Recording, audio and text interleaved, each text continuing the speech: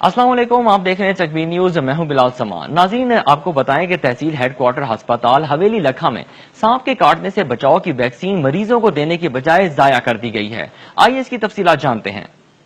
तहसील headquarter अस्पताल हवेली लखा में सांप के काटने से बचाव की वैक्सीन मरीजों को देने की बजाय जाया कर दी गई। जिला बावल नगर, पाकपतन और उकाड़ा के दूर दराज इलाकों से ताल्लुक रखने वाले मरीज इलाज मालजा के लिए इस अस्पताल में आते हैं। दरियाए सतलुज के किनारे आबाद होने की वजह से ज्यादातर लोग का पेशा ज़राअत है, जिसके बायस सांप के डसने के मुताबिक वाकयात होते रहते हैं और अक्सर लोग बर वक्त तिब्बी इमदाद न मिलने की वजह से जिंदगी की बाजी हार जाते हैं। अस्पताल इंतजामिया ने सांप के काटने की वैक्सीन अपने स्टोर में सजा कर तो रख ली, लेकिन मुतासरा अफराद को इलाज की सहूलत देने की बजाय उनको आगे रेफर कर दिया जाता था। इस तरह वैक्सीन एक्सपायर हो गई और आज अस्पताल इंतजामिया ने इसे तल्फ कर दिया। इस सिलसिले में जब तकबीर न्यूज ने MS डॉक्टर खुर्शीद अहमद से राब्ते की कोशिश की तो उन्होंने फोन अटेंड नहीं किया। इलाका मुकीनों ने अस्पताल की सूरत हाल में बेहतरी लाने का मुतालबा किया है।